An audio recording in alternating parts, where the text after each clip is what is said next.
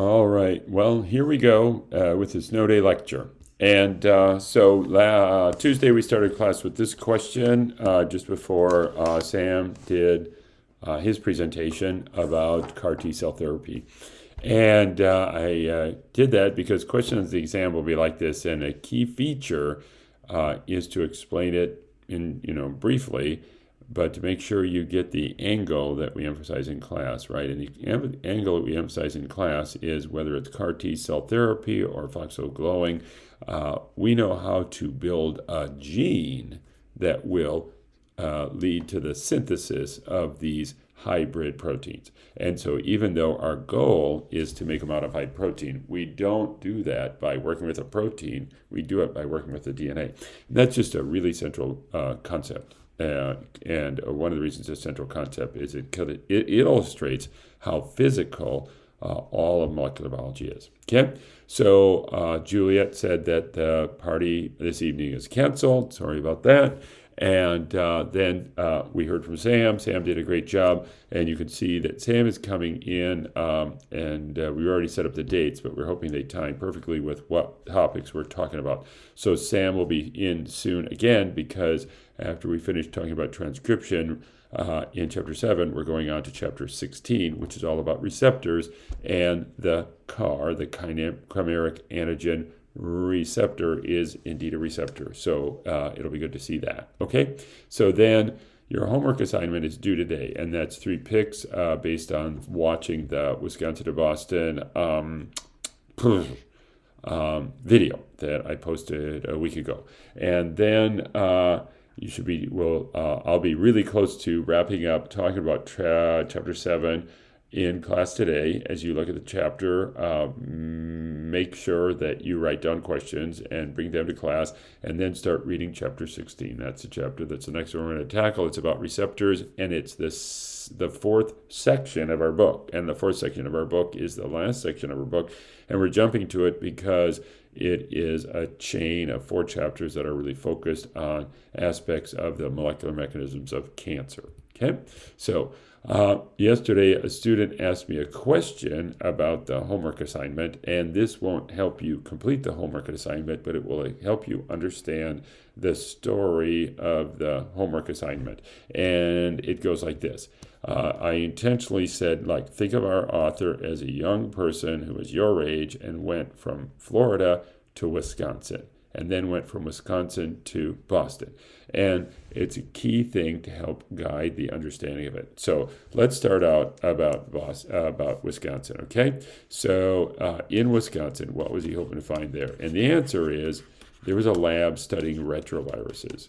And we need to know a little bit about viruses, because we need to be able to draw out their life cycle and explain it some, and just the way we did in the homework assignment.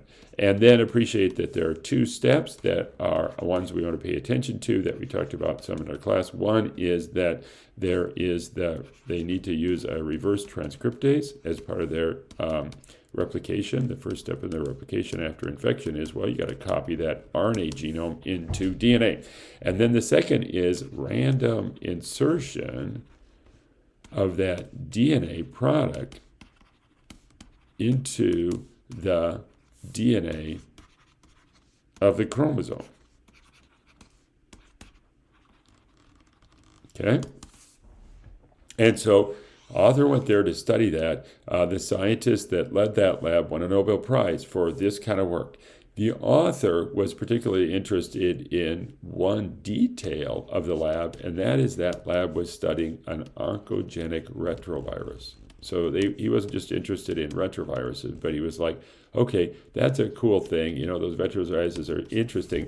Molecular biologists were really focused on small, simple systems like viruses and bacteria to understand the big details of life in a human and a big animal. Okay, and so what about that? Okay, so here's the way to explain what is the deal with that retrovirus, because a student asked me about it yesterday outside of class.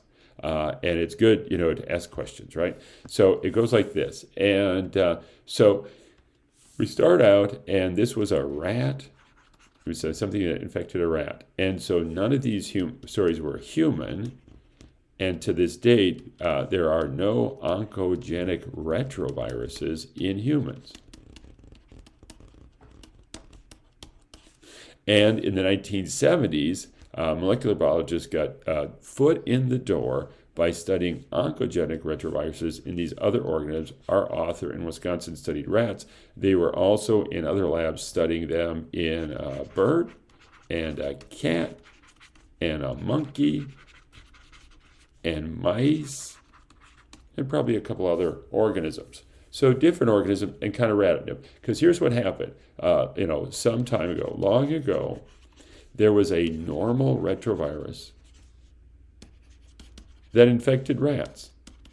And it was just out in nature, and it would get rats sick. And we have no idea how sick they would get. It didn't cause cancer. It was just a normal retrovirus, and maybe it gave them a cold or something worse. Maybe it killed them. Who knows?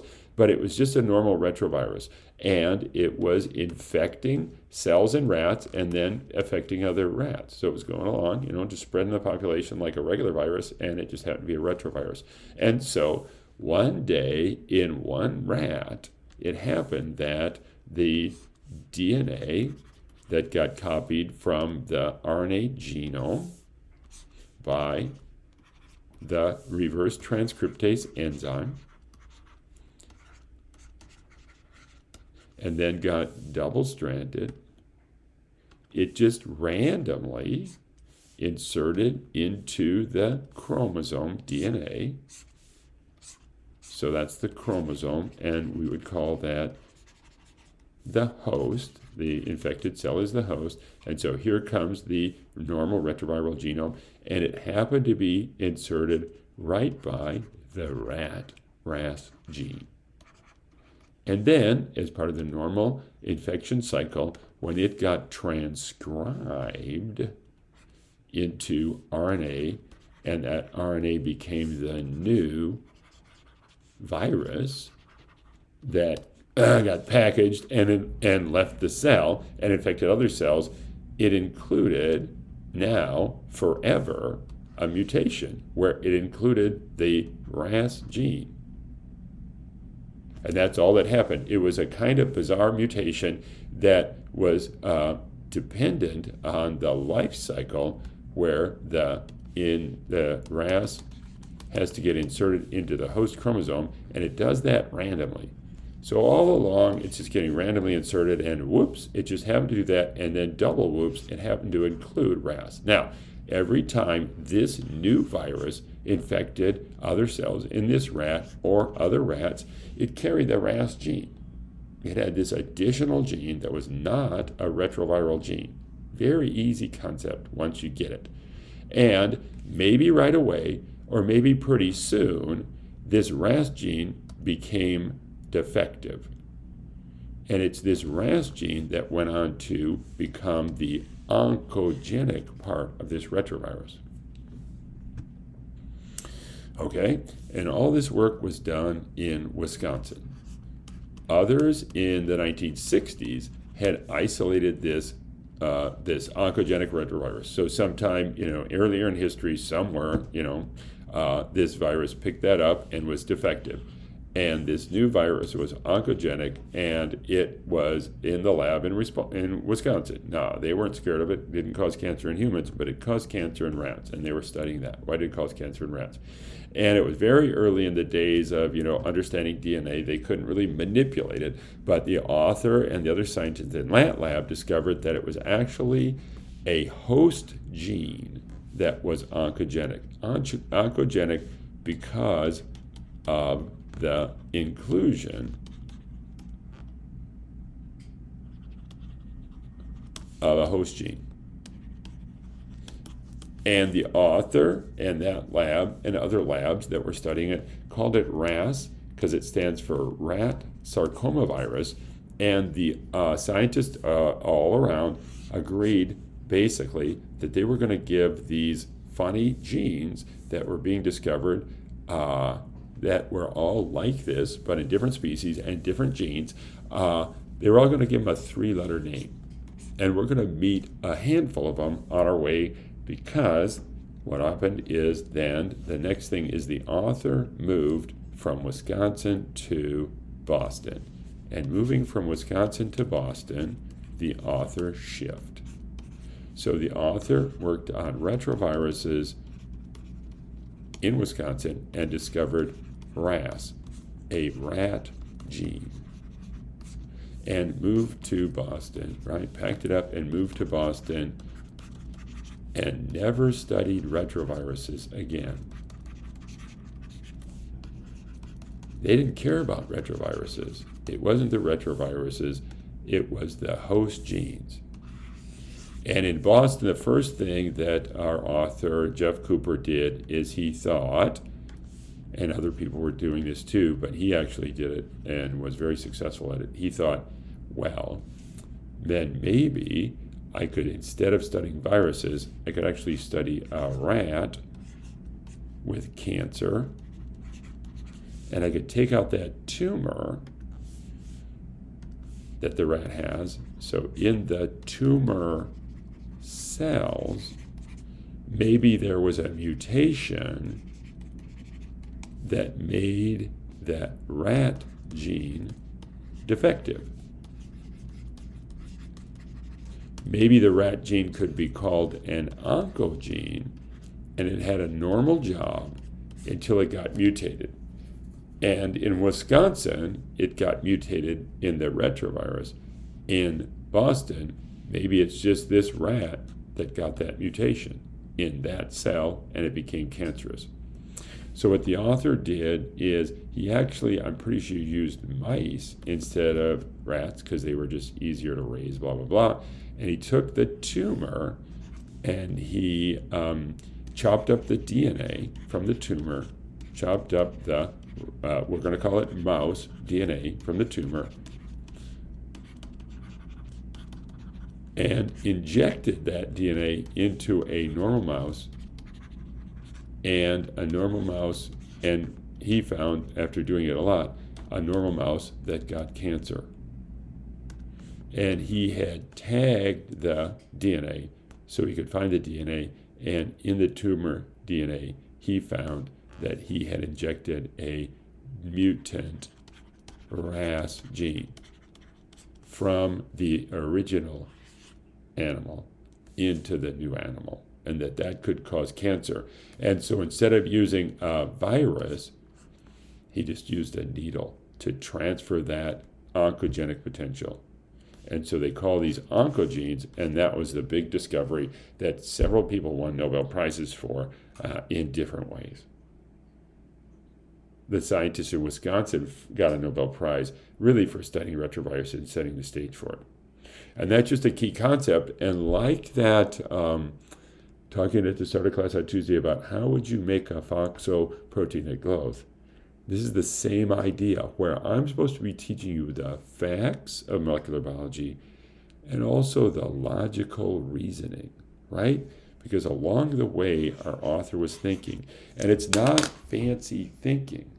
The thinking is, well, this is a physical situation. So what was the physical deal there?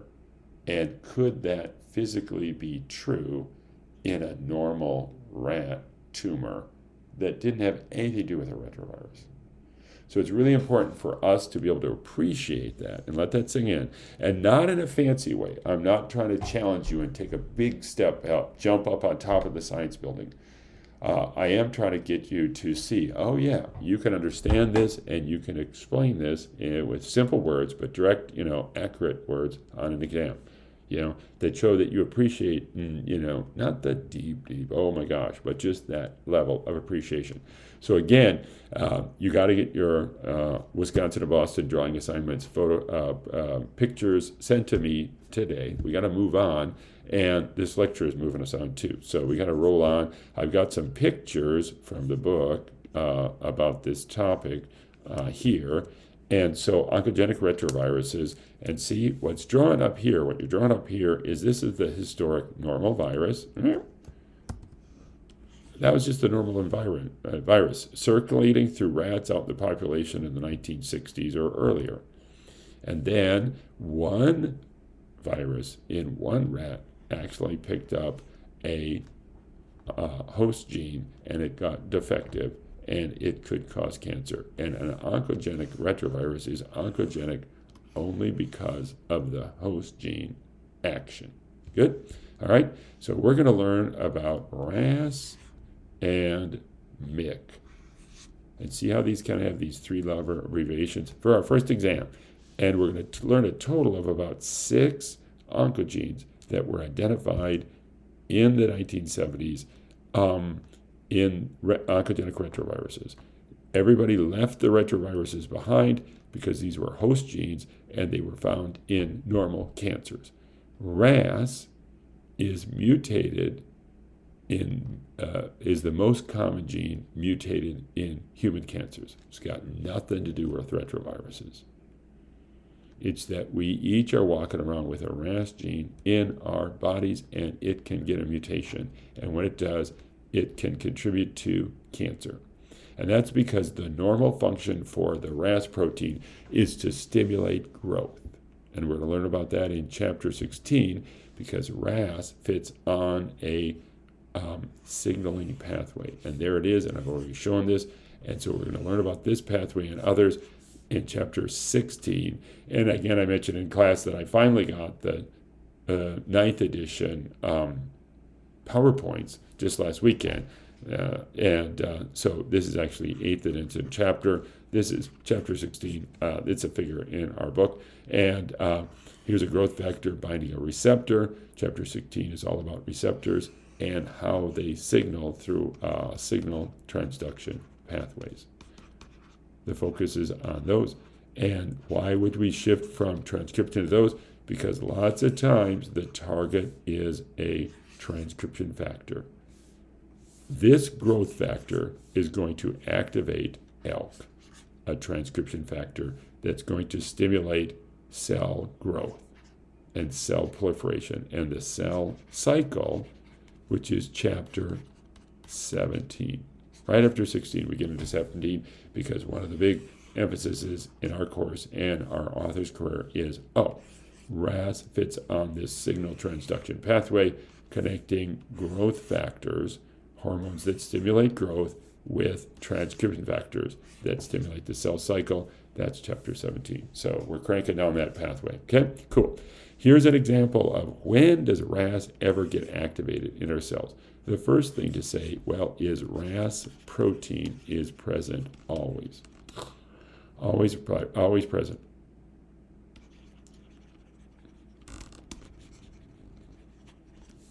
One place is under a scab, it gets activated.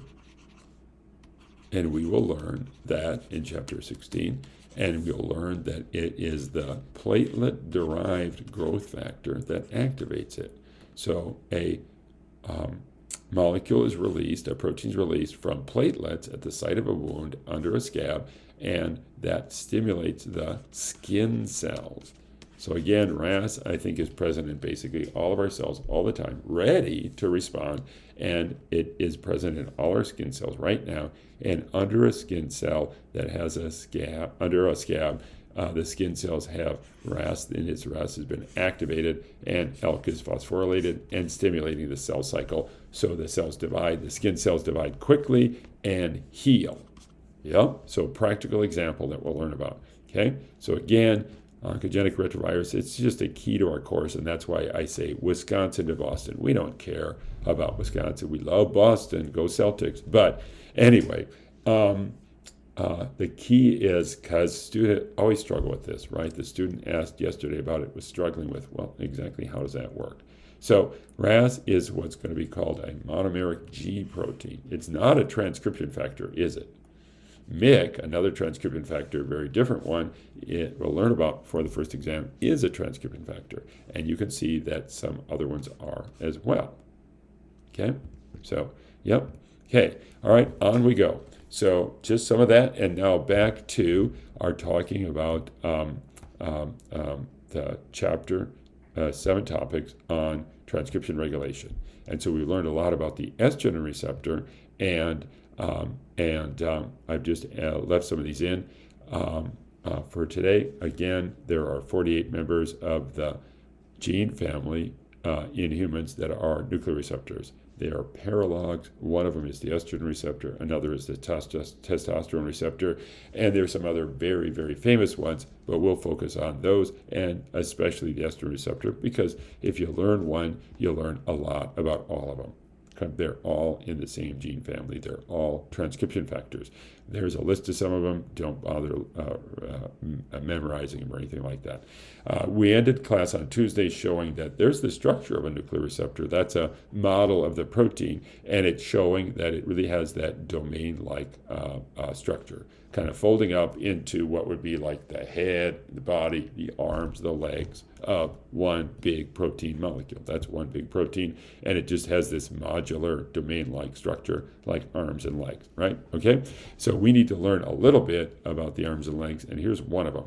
This shows the DNA binding domain, and it's going to bind to DNA because nuclear receptors are transcription factors, and they have target genes, and they bind to DNA, and they bind to an enhancer. And so here it is binding to DNA, the enhancer, and in this case, it's an estrogen response element because it will both activate and repress depending on estrogen. So it's responsive to estrogen.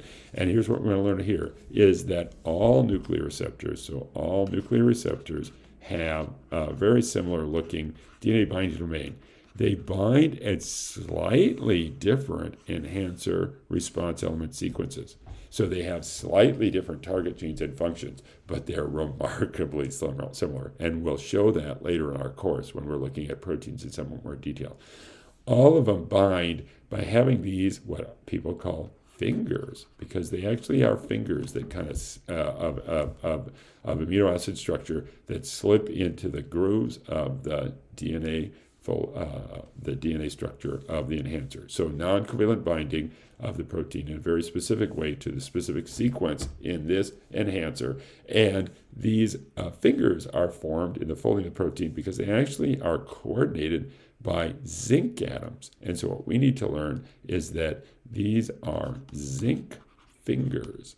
And some transcription factors have DNA binding domains that have zinc fingers. What is an example?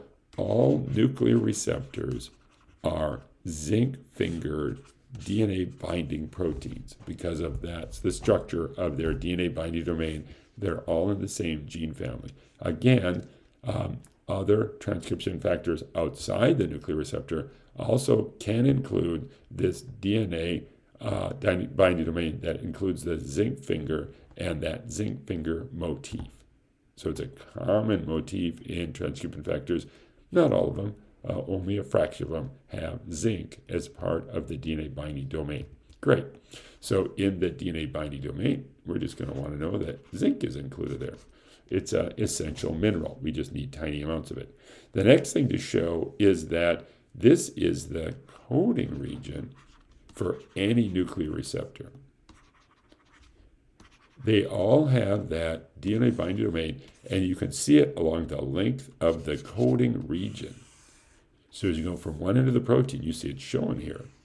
And that helps you see how you could cut a portion of the coding region off, and you can actually get that functionality if you build some kind of hybrid, custom, chimeric transgene product that's going to make odd, curious, interesting a hybrid protein. Cool.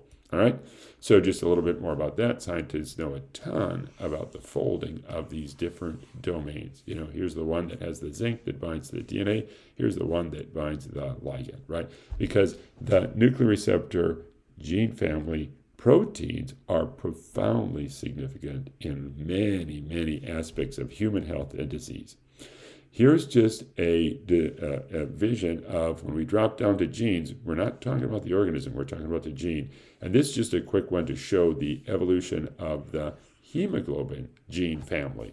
And just to give you a visual, you know, that hemoglobin's ancestral genes have been around a long time. And we share some commonality between some of the members of the hemoglobin gene family. with monkeys because there was a duplication here. And so that's what that's depicting, is a duplication in evolutionary history. And scientists can look at the paralogs in a gene family and they can label them. You see, the alpha subunit of hemoglobin is here, the beta is here because a gene duplication occurred here. Sharks don't have an alpha and beta hemoglobin gene. They don't have those members of the family like that. They do have hemoglobin and myoglobin because that gene duplication occurred here. So you can see it's an ancient gene family that used to have a very small number of members, and the number of members increased over evolutionary time. Great.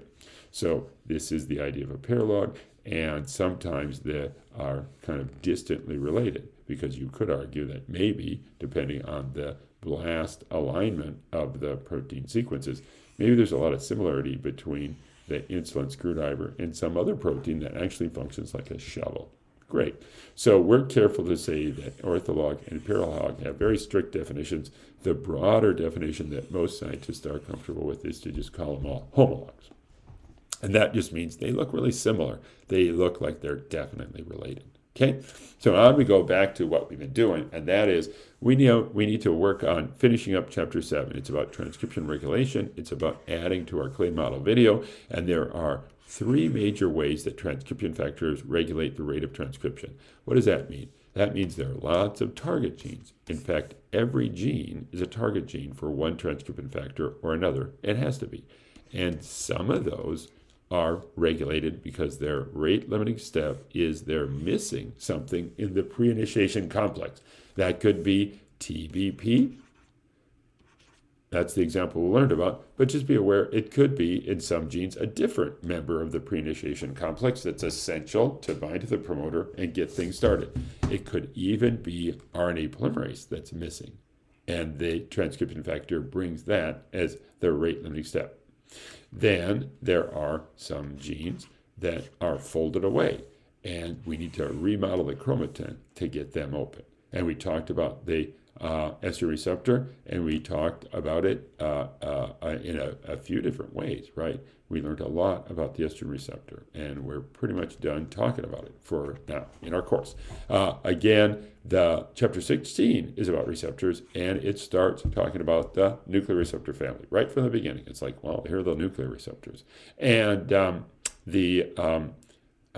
one thing I should mention here is that we're not very interested in the ligands. And our textbook starts out talking about the ligands, the different molecules that bind to receptors and activate them. And we're not going to learn too much about them. We're going to learn a lot about the receptors. And one group of receptors we already know a lot about is the nuclear receptors. Yay. We're already foreshadowing chapter 16 because we're already foreshadowing all the way through the end of our textbook.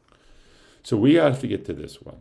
The third one is there are some nuclear receptors that release an arrested RNA polymerase. And this is a really surprising one because if you remember, I started talking about rate limiting steps by talking about like a little food booth at a county fair, and it's run by a volunteer organization, a community group of some form, and you can see into the booth that they're volunteers, and there's a long line. There's a rate limiting step, and I said, maybe it's the pickle lady. Here, the place that it's the rate limiting step is fascinating because in the booth, the rate limiting step is actually the person that's handing out the cheeseburgers to the customers. And they're chatty and they know almost everyone. And they're like, oh, Nancy, this is a great fair. How's it going? How's your kids? And they don't let go of the plate. And everybody in line is watching them. And just like, come on, hand out the cheeseburgers faster. And all the workers behind the chatty person have a big line of finished burgers right behind them. The people in line just want to grab them. But the server won't let go. And that's what happens here. Everything's ready. And these genes, everything's ready. The chromatin's been remodeled. It's wide open. Here we go. The pre-initiation complex is all assembled. RNA polymerase is there, and it actually goes forward. And it goes forward about 70 letters, 70 nucleotides down the transcription unit, and then it just stops. And it's just holding there. It's already started. It's gone a ways. It just stopped. Like that person that's just holding on to the burger. And you're like, really? Is that really possible? And it's shocking because it's just so late in the game, right? So it's astonishing. The lab that initially discovered this arrested polymerase discovered it using heat shock transcription factor. And that's still a fantastic, you'll see it's a fantastic example of this arrested polymerase. But you want to know something? Of all the genes in your body, all the different genes, the lab later discovered that about 70% have this as the rate limiting step, this arrested polymerase. It's just astonishing to see that because you're like, come on, let's get those cheeseburgers going. We're going to limit our focus to this. That's true up here too. We're going to limit our focus to this one on MyoD and this one on estrogen receptor, right? Just limit to one transcription factor, but know there are a variety of target genes and a variety of transcription factors that fit into these. There are additional ways to regulate the rate of transcription by a transcription factor. These are the three classic ones that cover lots and are very, very nice to learn about. So here's heat shock transcription factor. Let me first describe that heat shock response is found in all eukaryotes. That's a lot of cells. And there are orthologs, easily identified orthologs of, and I'll call it HSF, heat shock transcription factor, in all eukaryotes. What about back up here? MyoD orthologs in other eukaryotes? Just ones that have muscles. So lots, fruit flies have muscles. Lots and lots of eukaryotes have muscles. But the yeast that causes bread to rise doesn't have muscles. So orthologs in lots of eukaryotes. Oh, plants don't have muscles. Yeah, that's a pretty good example to go to. Then this one, orthologs in all vertebrates. Nuclear receptors in all animals, not very many, small gene family in invertebrates, and not binding to estrogen. Estrogen is a vertebrate hormone. Vertebrate hormone. HSF, every single eukaryote on our planet, as far as I know, and as far as I think scientists know, the yeast that causes bread to rise. And it triggers something called the heat shock response. And the heat shock response is emergency first aid for a cell that's about to die. And it's immediate. It has to happen really fast. And what's happened is the cell, and it could be any kind of cell. It could be in your finger, any cell, plant, blah. It's a cell that has had some kind of stress occur, and it was originally discovered that it was heat that could trigger it, but there are a variety of stresses that can do it. Heat is a good one because it's a stress response, and the cell is gonna die.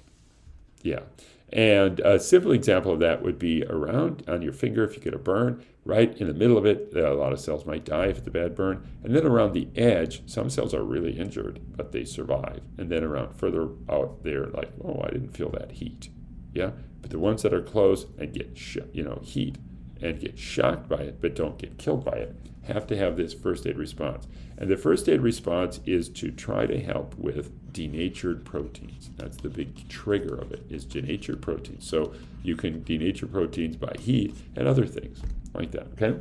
So the heat shock response is a response to denatured proteins, and it's going to activate, so let me just erase that and show you this.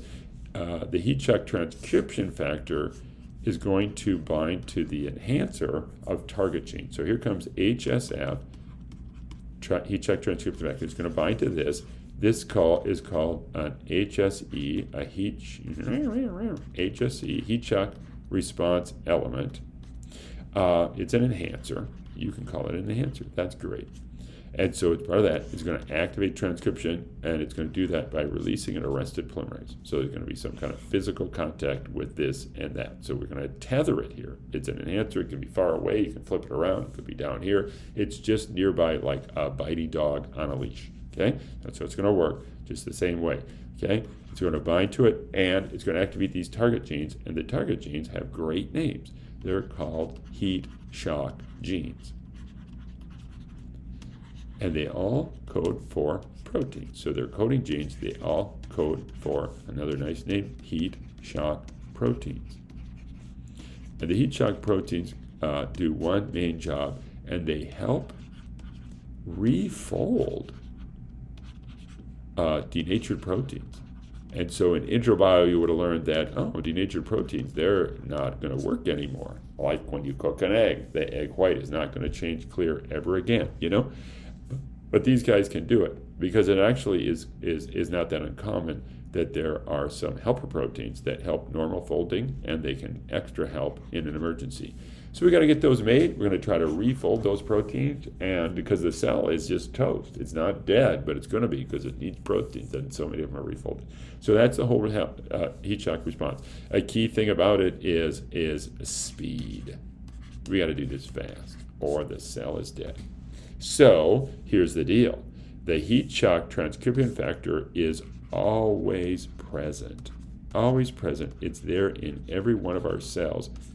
And every animal cell, every plant cell, every single cell eukaryotic cell on our planet always has HSF. And HSF is in the cytoplasm primarily.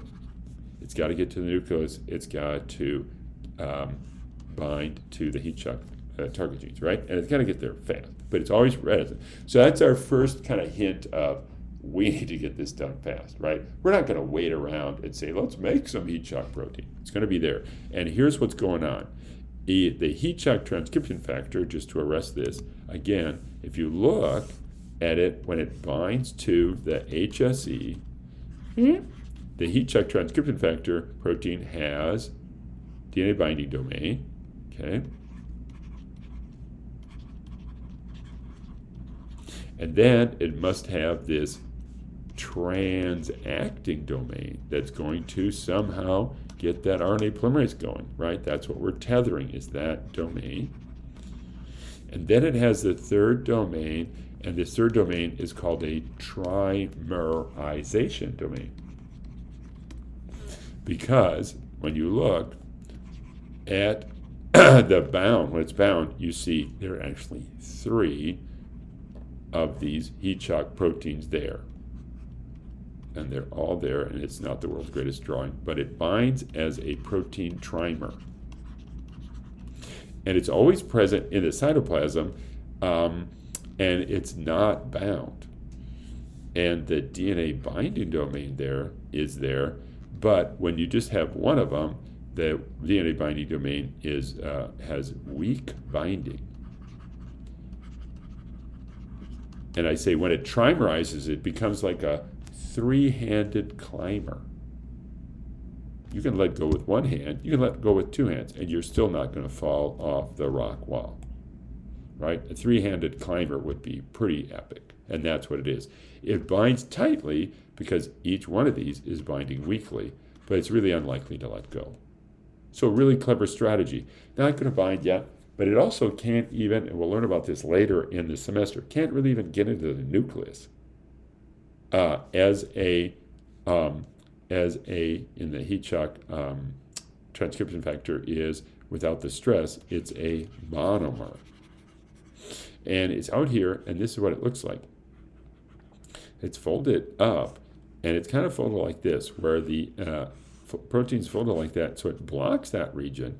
And then when the heat shock occurs, we have sort of a partial denaturation. It doesn't wreck it, but it changes its structure, so it now just opens it up.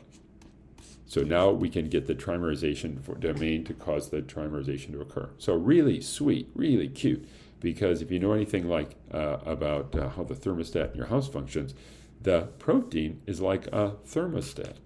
It's heat sensitive, but it's also sensitive to other stresses that would denature proteins. And when it gets partially changed in its folding, it's like ding, ding, ding, we got to go.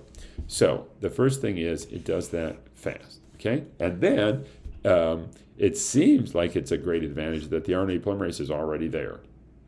And once it gets released, another RNA polymerase adds, because, and we'll use this term a few different times, people would say that when a transcription factor activates, it does where, when, and how much.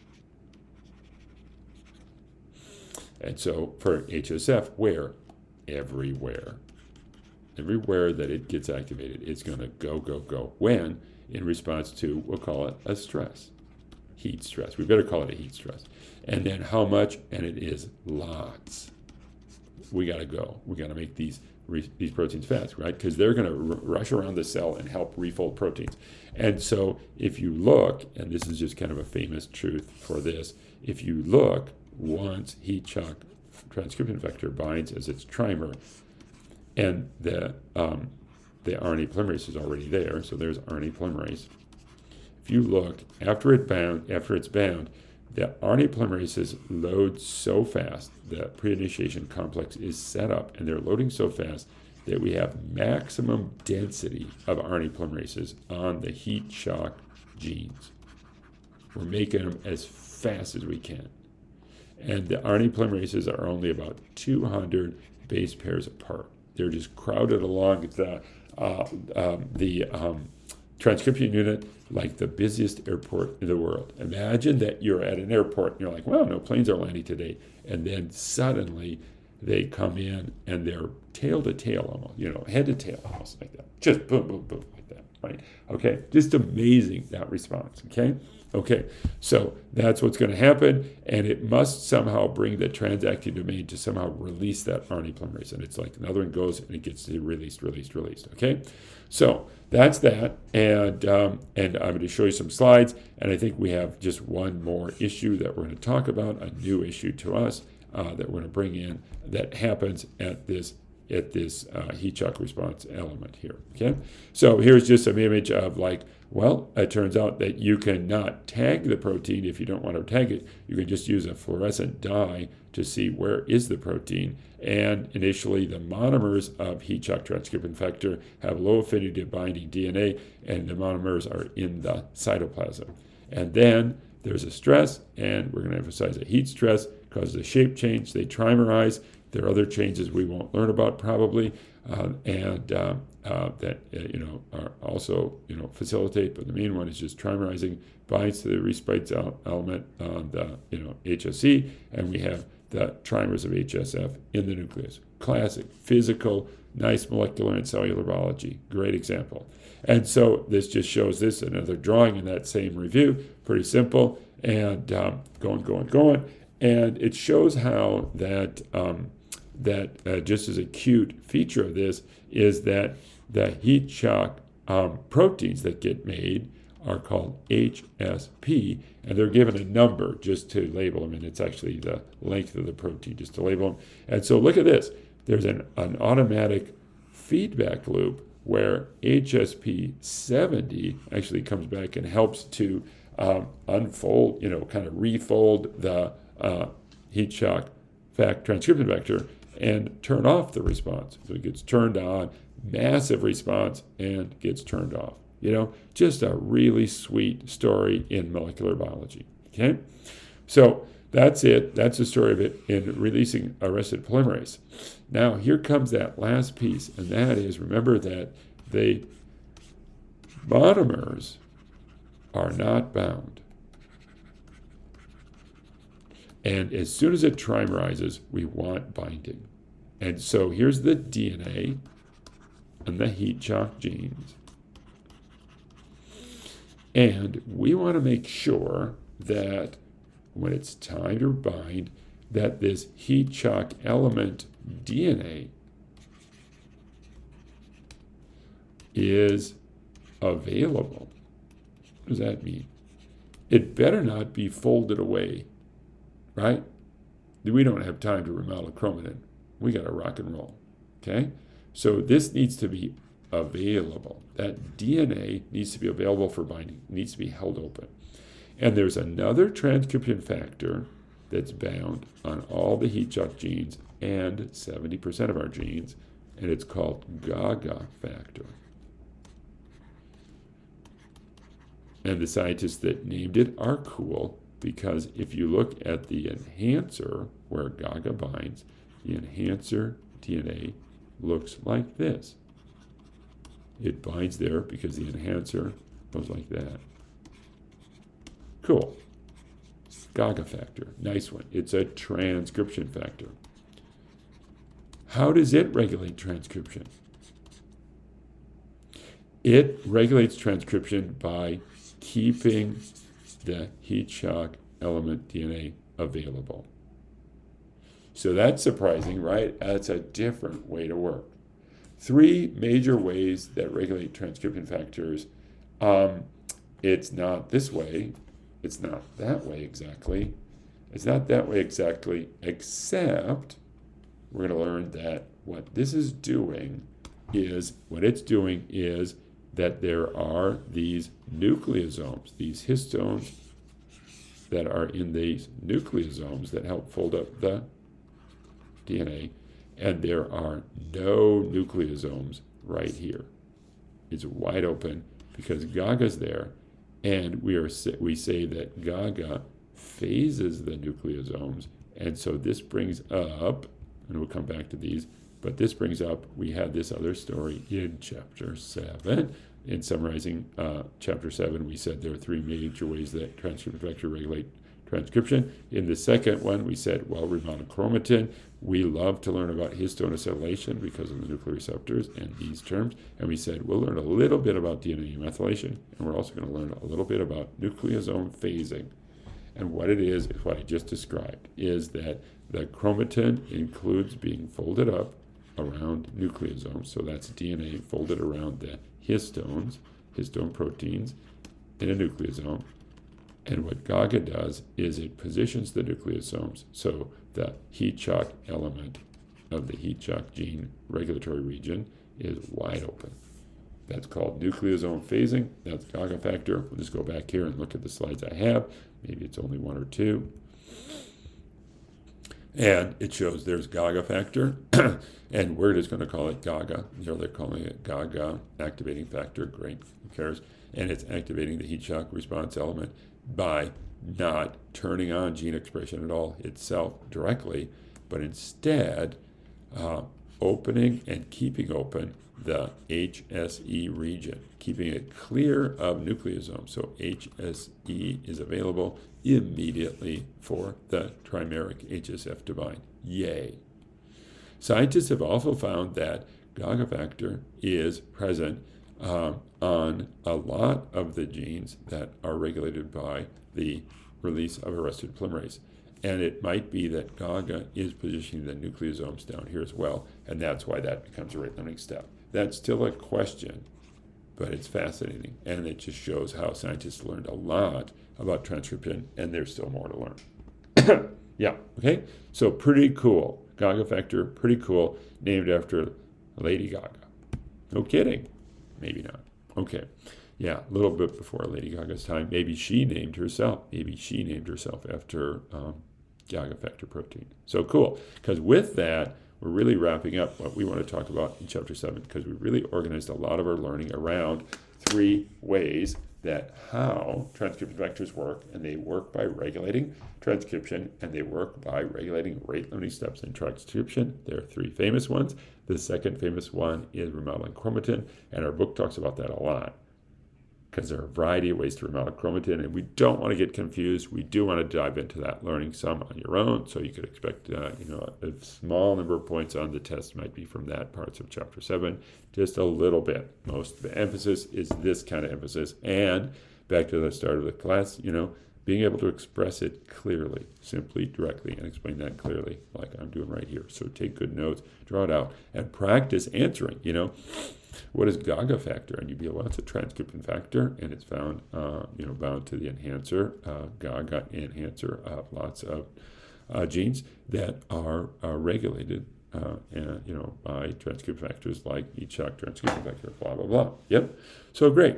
Oh, and so here's another chunk of Chapter 7. We're not quite done talking about Chapter 7. This is an important part of it. And what I've done is I've organized this. So molecular biologists love to talk about and what I'm going to do is going to just take a little break here. We're going to have another 20 minutes roll on into some of these today. And so I'm going to pause here. But molecular biologists, including our author, love to describe molecular biology based on the experiments that were done to show things.